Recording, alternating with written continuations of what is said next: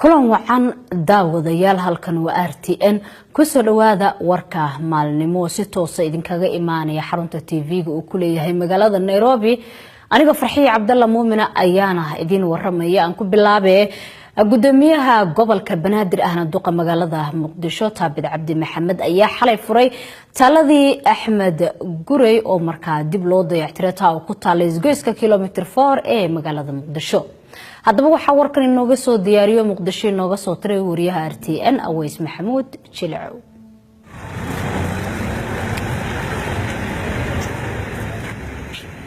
dowladda hoose ee Xamar oo kaashanaysa ganacsato ayaa ku dadaalay soo celinta bilicda taalada Axmed Gurey ee ku taala bartamaha isgoyska kilometer 4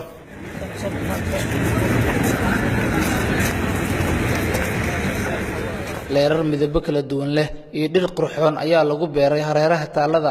duqa Muqdisho Taabid Cabdi Maxamed ayaa xarigga ka jaray dib u dhis lagu sameeyay dhismaha lagu garan og yahay isgoyska caanka ah ee lambar 4 gudoomiyaha gobolka Banaadir waxa uu ballan qaaday in dib u dhis lagu sameyn doono goobaha qadiimiga ah ee ku yaala caasimadda Soomaaliya quruxda iyo sida wanaagsan ee loo qurxiyay taaladii Axmed Gurey oo runtii taariikhi ah sidoo kale waxay ahayd dhawaan markii taaladii SYL iyo taalada Dhagaxtuur oo gudoomiyihii ay nala joogtay Rooda oo runtii ku guuleysatay isbuucii xurriyadda ee Soomaaliya ee 26 Juun ilaa 1 Luulyo oo dib loo furay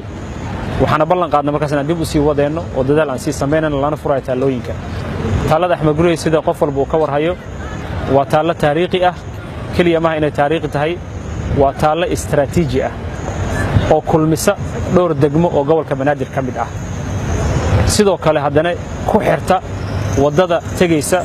airportka ee Aadan Cadde International Airport saadarteed marka taaladan maadaama taariikhda istiraatiijiyada ay leedahay wax weyn ay runtii ka taraysaa nabadda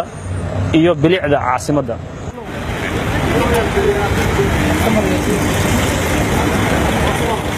isaga oo lugeenayo ayuu duqa Muqdisho booqday goobo ganacsi oo ku yaala agagaarka isgoyska lambar 4 wuxuu si guud u kormeeray dhismaha taalada iyo qaabka wanaagsan ee loo dayactiray